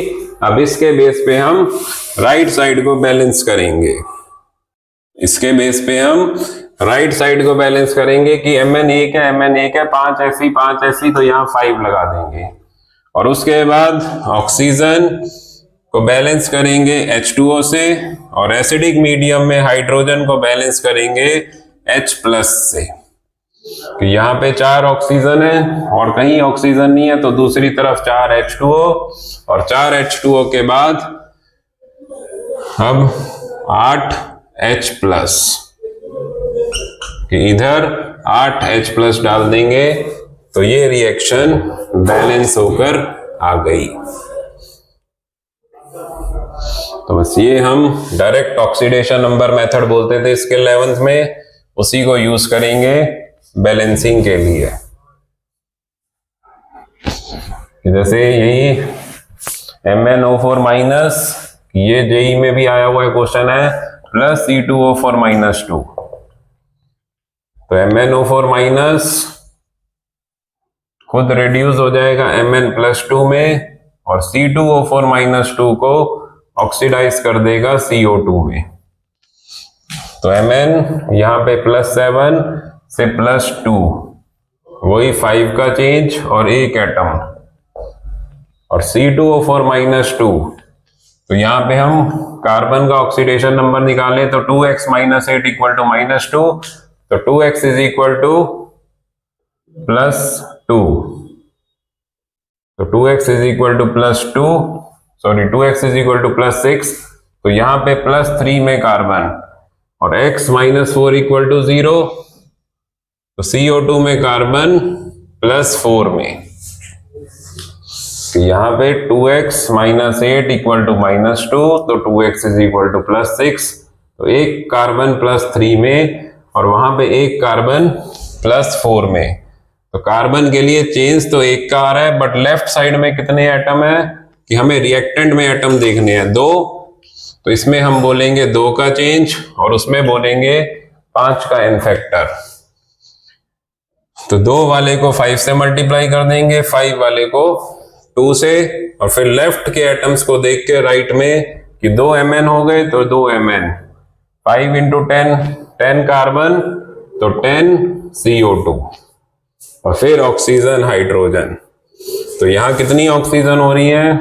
8 और 5 इंटू 4 28 ऑक्सीजन, और उधर 10 इंटू 2 20 ऑक्सीजन, तो इधर डाल देंगे 8 H2O, और 8 H2O से कितनी हाइड्रोजन आ गई? 16, तो 16 H प्लस। ऐसे एसिडिक मीडियम में बैलेंसिंग है। और फिर एक बेसिक मीडियम का एग्जांपल लेते हैं, और सेम ऐसे ही डाइक्रोमेट आयन भी ऑक्सीडेशन करेगा। तो एसिडिक मीडियम के बाद अब एक बेसिक मीडियम। तो जैसे MnO4 minus plus I minus, तो Mn जाएगा कि या तो बेसिक मीडियम है तो MnO4 माइनस 2 में, और नहीं तो MnO2 में। अगर न्यूट्रल है तो MnO2। तो जो NCERT में एग्जांपल है उसमें बेसिक की जगह न्यूट्रल मीडियम में कर रखा है MnO2, और I माइनस IO3 माइनस में। तो वही Mn प्लस 7 से प्लस 2 में, सॉरी प्लस 4 में, x माइनस 4 इक्वल टू 0, तो 3 का चेंज और 1 एटम। और I माइनस 1 से x माइनस 6 इक्वल टू -1, तो x is equal two plus 5, तो -1 से प्लस 5 6 का चेंज। तो MnO4 माइनस और I माइनस, दोनों तरफ Mn भी एक है और I भी एक है। तो MnO4 माइनस 3 का चेंज दिखा रहा है और I माइनस 6 का चेंज दिखा रहा है। तो क्या होगा अब? तो एक में Mn में 3 का चेंज, तो इसको 3 से मल्टीप्लाई कर दिया और इसको 6 से मल्टीप्लाई कर दिया। या तो हम ये कर लें या फिर क्या करें कि इनके एलसीएम तक चले जाएं कि 3 और 6 का एलसीएम 6, और फिर इनमें से हम 3 कॉमन ले लें। इन दोनों में से 3 कॉमन ले लें तो ये 2 MnO4 माइनस हो जाएगा और ये I माइनस, और फिर Mn plus 2 plus IO3 minus. एक सेकेंड। और फिर वही ऑक्सीजन और हाइड्रोजन, इधर 2 Mn, पहले Mn को बैलेंस कर लिया, एक I, और फिर ऑक्सीजन 8 ऑक्सीजन हो रही है इधर, और उधर 3, तो इधर डाल दिए 5 H2O। 5 H2O से कितनी हाइड्रोजन आ गई? 10। बट H प्लस तो होता है एसिडिक मीडियम।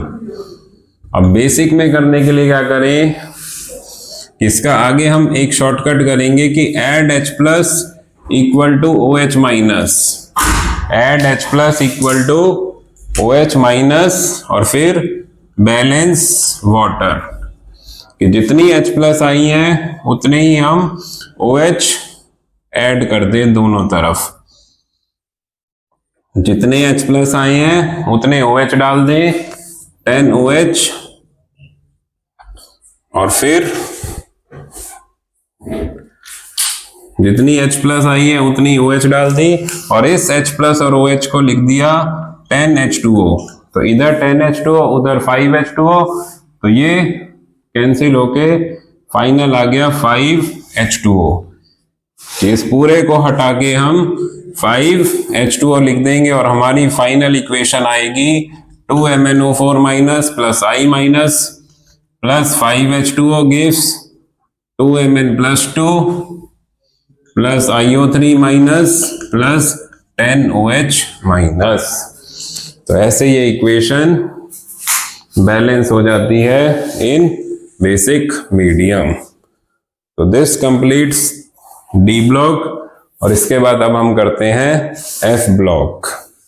तो F ब्लॉक एलिमेंट्स, तो सबसे पहले हम शुरू करते हैं कि अगर मैं आपको दूं कि right the configuration of atomic number 57, तो 57 वही 1s2 2s2 2p6 3s2 3p6, 4s2 3d10, और 4s के बाद 3d के बाद 4p6, 5s2, 5s के बाद 4d10, फिर 5p6 और 6s2, तो 5p6 तक हो जाते हैं हमारे 54 इलेक्ट्रॉन्स।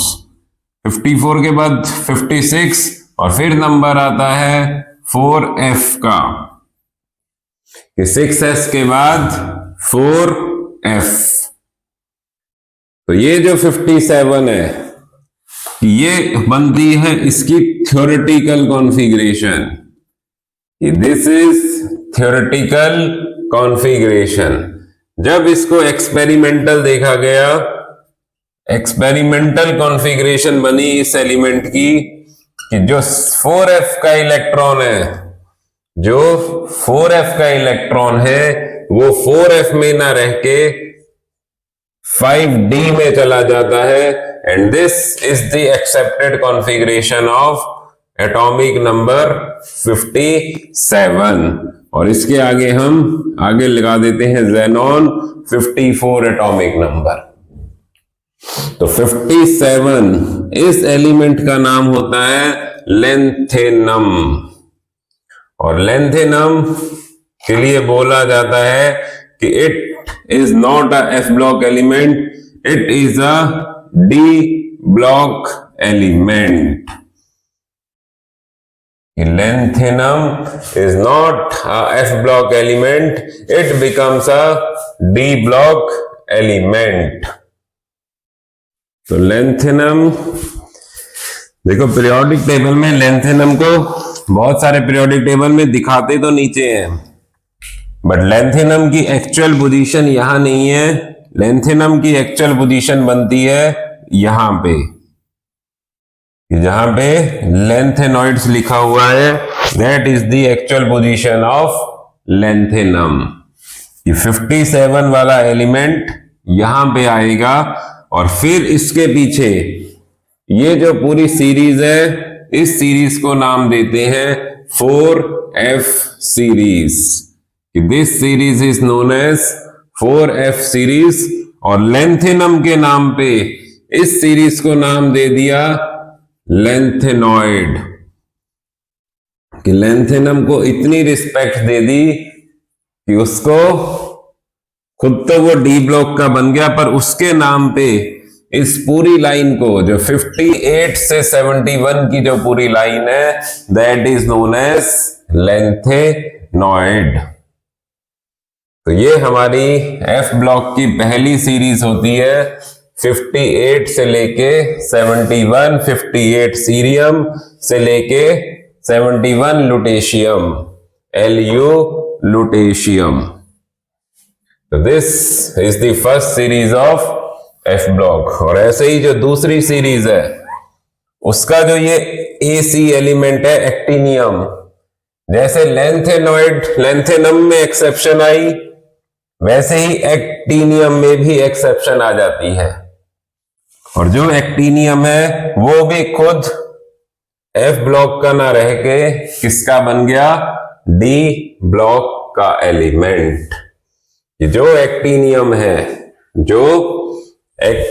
है, इसकी थ्योरेटिकल कॉन्फ़िगरेशन क्या होनी चाहिए? जैसे इसमें 6s2 था, इसमें 7s2, उसमें 4f था, इसमें 5f, बट इसका भी इलेक्ट्रॉन 5f की जगह किसमें आ गया, 6d में।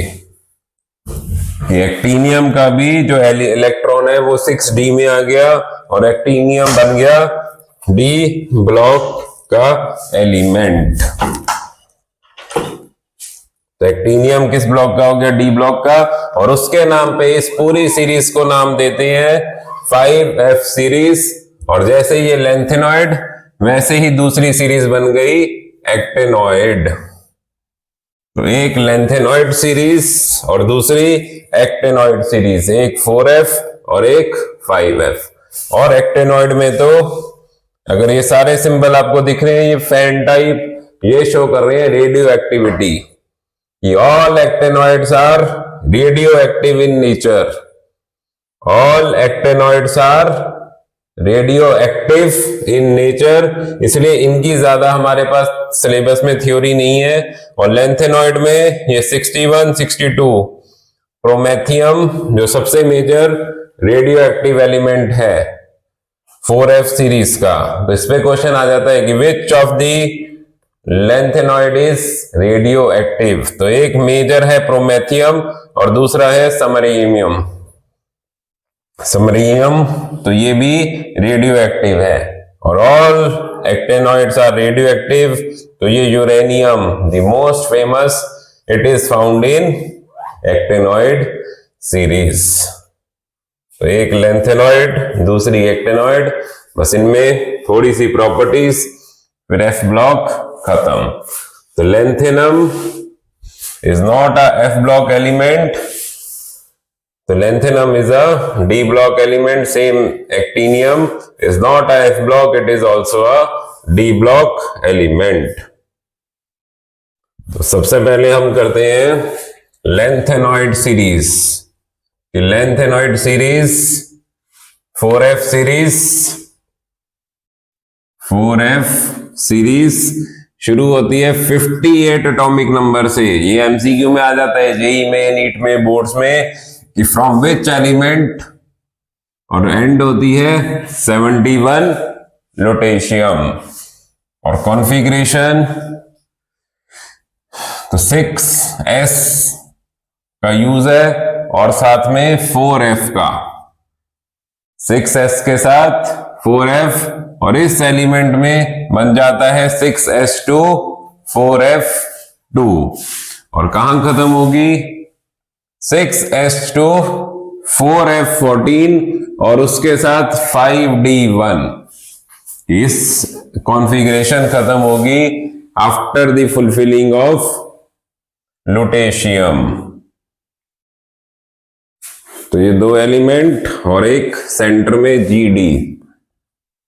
इस एलिमेंट का, इस तीनों की कॉन्फ़िगरेशन हमें याद रखनी है, the first, the last and the in between gadolinium 64। तो इसकी कॉन्फ़िगरेशन बननी चाहिए 6s2 56 हो गए और 4f8। बट हाफ फिल्ड होने के लिए ये भी एलिमेंट क्या करता है, अपना एक इलेक्ट्रॉन 5d में ट्रांसफर कर देता है ताकि हाफ फिल्ड हो जाए। बस ये तीन एलिमेंट्स, इनकी हमें कॉन्फ़िगरेशन याद रखनी है, सीरियम, गैडोलियम एंड लुटेशियम। एक हाफ फिल्ड होना चाह रहा है, दूसरा फुल फिल्ड होना चाह रहा है। तो ये तीन एलिमेंट, इनकी कॉन्फ़िगरेशन बहुत इंपॉर्टेंट है। और फिर हम शुरू करते हैं चैप्टर एटॉमिक साइज से। तो बोलते हैं जो एफ ब्लॉक एलिमेंट है, द एफ ब्लॉक एलिमेंट्स, तो इनमें एक वर्ड आता है लेंथेनॉइड कॉन्ट्रैक्शन। लेंथेनॉइड कॉन्ट्रैक्शन की लेंथेनॉइड कॉन्ट्रैक्शन मतलब the gradual decrease in size, the gradual decrease in size of lanthanoids. जो लेंथेनॉइड्स होता है उनका size left to right decrease होता रहता है। वो एलिमेंट का size left to right decrease हो रहा है, तो that is known as lanthanoid contraction. The gradual decrease in size of lanthanoids from left to right. और क्या रीजन देते हैं इस पे, कि क्या रीजन होता है, it is due to poor shielding effect. ये शील्डिंग इफेक्ट क्या मीनिंग बताया था अभी डी ब्लॉक में, रिपल्शन। और जो एफ ब्लॉक होती है, इनकी जो रिपल्शन है वो बहुत पुअर हो जाती है। It is due to poor shielding effect of F block, या एफ के साथ हम लिख सकते हैं D and F block, which results in increase in nuclear attraction, which results in increase in nuclear attraction। कि जो एफ ब्लॉक एलिमेंट्स है, इनकी खुद की रिपल्शन तो पुअर हो गई 4f वालों की, तो तो इनकी रिपल्शन पुअर हो गई, उससे न्यूक्लियर अट्रैक्शन बढ़ गई और इनका size left to right decrease होना शुरू हो जाता है। इनका size left to right gradually ही डिक्रीज होता रहता है। That gradual decrease is known as lanthanoid contraction. और ऐसे ही हम एक्टेनॉइड्स पढ़ेंगे तो उनमें आ जाएगी एक्टेनॉइड कॉन्ट्रैक्शन। तो अब एक हमारा डी ब्लॉक में टॉप टू बॉटम साइज रह गया था, तो उसको अभी बीच में ही हम कवर कर लेते हैं कि effect of lanthanoid contraction, effect consequence of lanthanoid contraction, consequence of lanthanoid contraction. तो क्या कंसीक्वेंस होता है लेंथेनॉइड कॉन्ट्रैक्शन का कि जैसे क्या बताया था 3D से 4D, 3D से 4D तो साइज इंक्रीज होता है, but 4D to 5D size almost similar रहता है, साइज ऑलमोस्ट सिमिलर रहता है। तो डी ब्लॉक में आंसर आता है, रीजन बनता है F block. Why size of 4D and 5D is similar? Why size of 4D and 5D elements are similar? तो इस पे क्या रीजन देते हैं कि ये जो F ब्लॉक के एलिमेंट्स है इनको हमने शो तो नीचे कर रखा है, बट ये इनकी एक्चुअल पोजीशन नहीं है।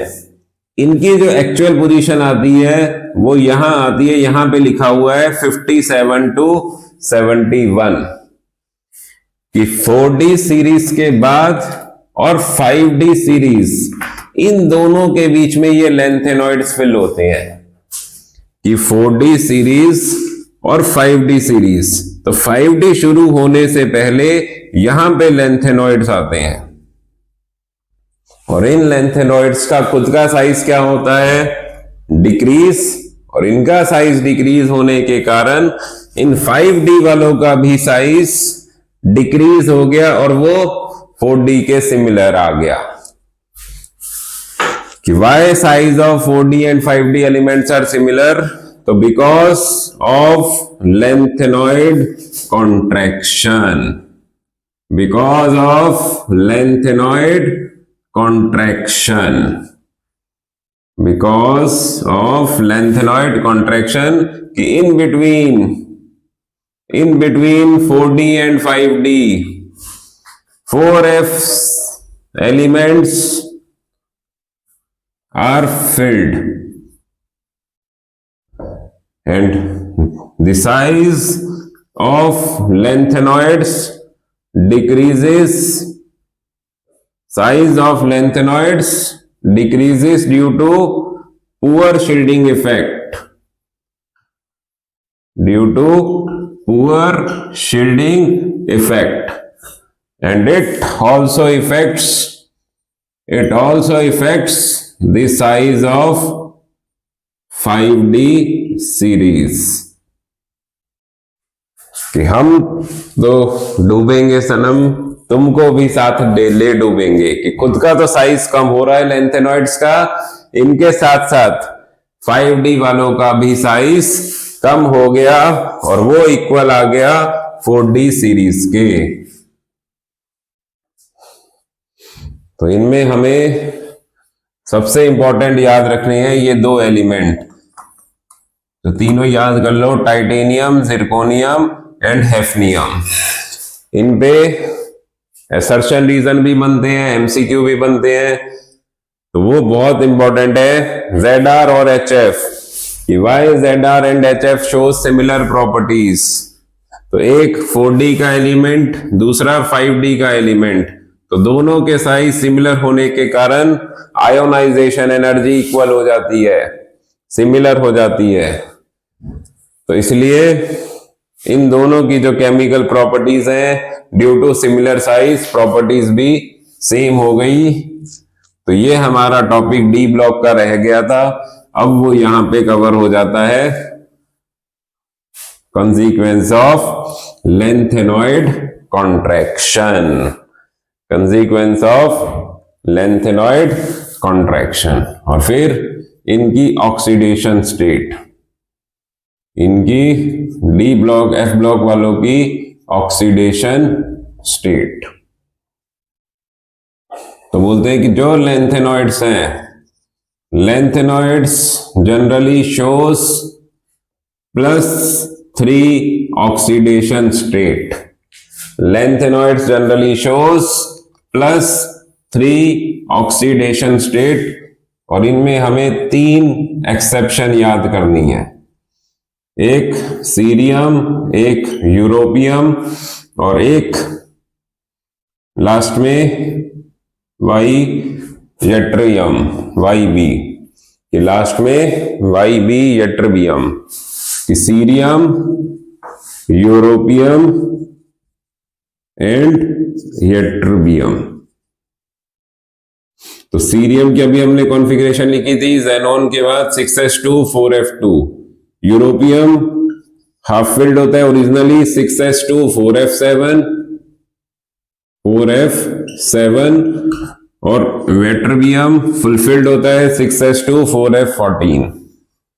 तो ये दोनों एलिमेंट 3 इलेक्ट्रॉन नहीं लूज करते, ये बस ये 2 इलेक्ट्रॉन लूज करते हैं, ताकि एक फुलफिल्ड रहे और दूसरा हाफ फिल्ड रहे, इसलिए ये दोनों +2 शो करना चाहते हैं। और जो सीरियम है वो 2 इलेक्ट्रॉन लूज करने के बाद इसके भी 2 इलेक्ट्रॉन क्या करेगा रख के, और दोनों ही लूज करके 6s0 4f0, तो कितने इलेक्ट्रॉन लूज कर दिए सीरियम ने? 4। तो इसकी ऑक्सीडेशन स्टेट +4। तो बहुत फेमस क्वेश्चन है, name the lanthanoid, name the lanthanoid which shows +4 oxidation state, name the lanthanoid which shows +4 oxidation state. तो दैट इज सीरियम। तो ये एलिमेंट्स हमको 3 एलिमेंट है जो याद रखने हैं, एक्सेप्शनल ऑक्सीडेशन स्टेट। और फिर लेंथेनॉइड्स की जनरल ऑक्सीडेशन स्टेट हो गई +3। तो अब हमें बोलेंगे कि लेंथेनॉइड्स, इन सबको जनरल में लिख दिया Ln से, Ln + O2, Ln + Cl2, Ln + water, Ln + sulphur, Ln + carbon, Ln + nitrogen. तो ऐसे बोलेंगे कंप्लीट द इक्वेशंस। तो हम लेंथेनॉइड्स को लेके चलेंगे +3 की फॉर्म में, और ऑक्सीजन पे क्या चार्ज होता है जब फॉर्मूले बनाते हैं, तो -2 ऑक्सीजन की वैलेंसी, तो इन दोनों का फॉर्मूला क्या बन गया? Ln2O3, क्लोरीन -1, तो LnCl3, नाइट्रोजन पे -3 की वैलेंसी और लेंथेनॉइड पे +3, तो LnN। ऐसे इनके हमें फॉर्मूले फॉर्म करने हैं विद द डिफरेंट एलिमेंट्स।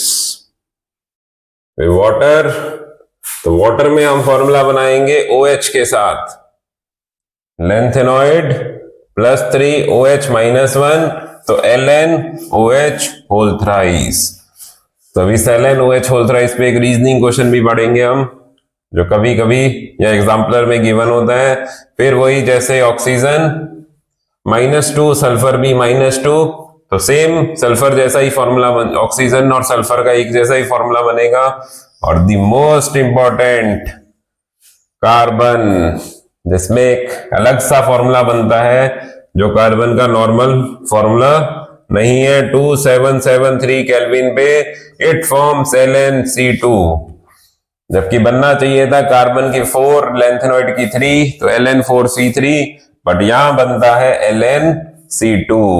तो ऐसे ही हमें क्वेश्चन दे देंगे, कंप्लीट द इक्वेशन। तो ये हमें लेंथेनॉइड्स के जनरल फॉर्मूले याद रखने हैं। तो इससे हमारा लेंथेनॉइड का टॉपिक खत्म। बस इसमें एक लास्ट वर्ड आता है, तो उसको करने से पहले एक बार 2-3 इसके रीजनिंग क्वेश्चन देख लेते हैं जो आते हैं। कि एक तो क्वेश्चन आता है, it is difficult to separate lanthanoids. It is difficult to separate lanthanoids. It is difficult to separate lanthanoids. So because of their similar size, because of lanthanoid contraction, lanthanoids are similar in size. So it is difficult to separate them. तो बस एक ही main word है इस lanthanoids में, lanthanoid contraction. So because of lanthanoid contractions, lanthanoids are similar in size. So it is difficult to separate them.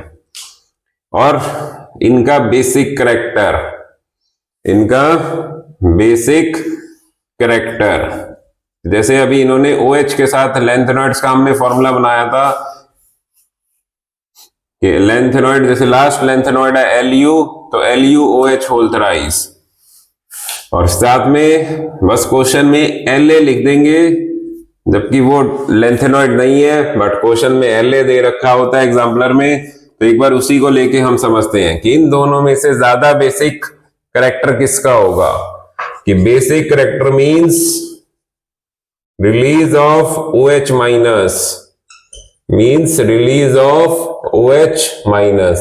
तो कौन जल्दी OH release करेगा, जिसका साइज बड़ा है या जिसका साइज छोटा हो गया due to lengthenoid contraction. So La is bigger in size than Lu. La is bigger in size than Lu. So La releases OH more easily than La releases OH more easily than Lu. इसलिए LaOH whole thrice is more basic than LuOH whole thrice. So these are two important reasoning questions. और last में आते हैं, इस element का एक lanthanoid का एक एलॉय बनता है, जिस एलॉय को बोलते हैं मिश मेटल। तो इस पे एक छोटा सा कभी कभी पैराग्राफ लिखने को आ सकता है, व्हाट इज मिश मेटल। तो misch metal is alloy of lanthanoids. ये एलॉय पहले भी बताया था, मिक्सचर ऑफ मेटल्स। तो इस मिश मेटल में 95% तो होते हैं लेंथेनॉइड और 5%, ऑलमोस्ट 5% आयरन और plus traces of sulphur, carbon, calcium and aluminium की बहुत छोटी छोटी अमाउंट में, थोड़ी अमाउंट में sulphur, carbon, calcium and aluminium. और uses, it is used in making bullets, shells and lighter flint. ये इसके यूज हैं कि बुलेट प्रूफ, बुलेट और दोनों ही बनाने में इसका यूज होता है। तो यहां पे लेंथेनॉइड्स खत्म और सेम बस ऐसे ही हमें एक्टेनॉइड्स करना है। एक्टेनॉइड सीरीज 5F सीरीज बहुत छोटी सी है, बस अभी 5 मिनट में चैप्टर खत्म। Actinoid 5F series, 5F series 90 से शुरू होती है और 103 तक जाती है। 90 पे थोरियम और इस पे Lr लोरेंशियम। तो यहां पे जाती है 5F सीरीज। तो जैसे लेंथेनॉइड्स में था लेंथेनॉइड कॉन्ट्रैक्शन, इसमें होता है actinoid contraction. The gradual decrease in size of actinoids is known as actinoid contraction. और इस पे एक रीजन क्वेश्चन आता है रीजनिंग कि actinoid contraction is more than lanthanoid contraction. Actinoid contraction is more than या more effective than lanthanoid contraction. तो क्या आंसर होगा? It is due to more poorer shielding effect of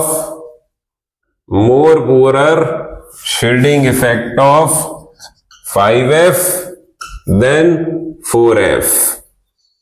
5f than 4f, कि जो 5f series होती है इसका जो शील्डिंग इफेक्ट है वो और ज्यादा पुअरर हो गया, सो दे एक्सपीरियंस या सो 5f experience more nuclear attraction. 5f experience more nuclear attraction. तो एक ये टॉपिक हो गया इनके साइज का, और फिर इनकी ऑक्सीडेशन स्टेट। तो लेंथेनॉइड में लेंथेनॉइड कॉन्ट्रैक्शन, एक्टेनॉइड में एक्टेनॉइड कॉन्ट्रैक्शन, और लास्ट ऑक्सीडेशन स्टेट। तो लेंथेनॉइड्स के लिए क्या पढ़ा था अभी हमने, कि जो लेंथेनॉइड्स होते हैं, लेंथेनॉइड्स जनरली शोज +3, एक्टेनॉइड्स के लिए बोला जाता है actinoid shows variable oxidation state. जैसे अभी शुरू में डी ब्लॉक में पढ़ा था कि along with +3 actinoid shows +4, +5, +6 and +7 also. और डी ब्लॉक में इसका क्या रीजन होता था वेरिएबल ऑक्सीडेशन स्टेट का, सिमिलर एनर्जी लेवल। यहां पे भी वही सेम रीजन है, it is due to similar energy